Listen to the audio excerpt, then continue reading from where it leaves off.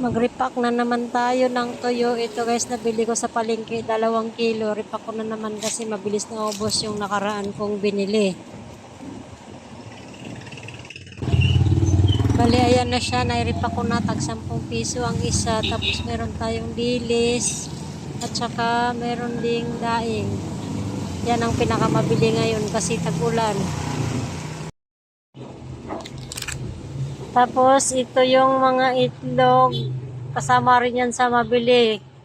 Toyo, itlog, ito 8 tray yung binili ko kanina. Kanina lang dineliver. So, ayan. Yan ang magandang huwag tayong maubusan pag mga tindahan kasi yan ang pinakamabili. Sayang yung benta natin. Ayan, isa pa sa pinakamabili yung mga noodles. Ito kahapon ko lang to in order. Deliver to kagabi. Tapos yan na lang din ang natira. Konti na lang. Baka mamaya bili na naman ako sa groceries. Kasi sayang pag naubusan.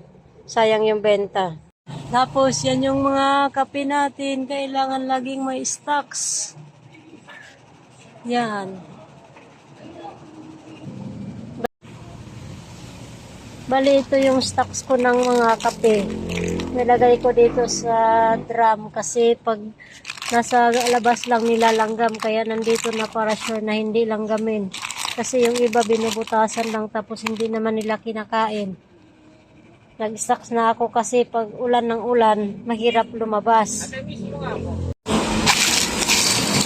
Tapos ngayon ito guys, magre-repack ako ng mantika kasi syempre pag mabili ang toyo at itlog, mabili din ang mantika. Puro tingi-tingi lang naman yung nabibili dito sa akin. Kaya yan, lagi tayong may naka-repack. Tagli 5 piso lang yung bintahan ko. Ganito siya kadami yung 5 piso. Ayan, may marka na para pare-parehas ang dami ng 5 piso.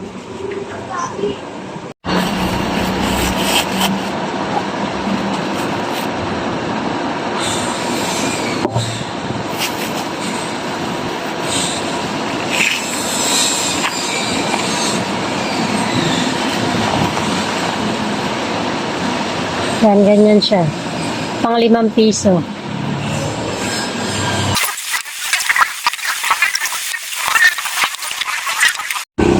Ito na yung nai-repack kong mantika. Ayan, oh.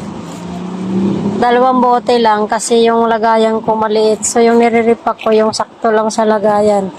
Kasi nabubutas din pag masobrahan sa... Parami ako ng repack tapos walang mapaglagyan, nabubutas. Kaya sayang lang yung mantika. Hindi na mapakinabangan. Minsan kasi binubutas din ng daga. Kaya kailangan nakalagay sa lagayan na may takip.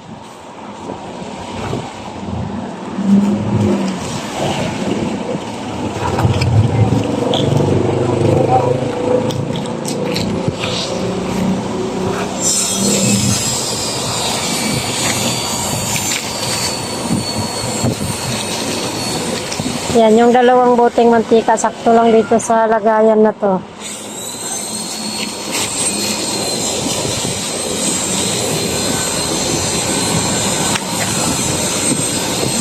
Yan, kailangan may takip.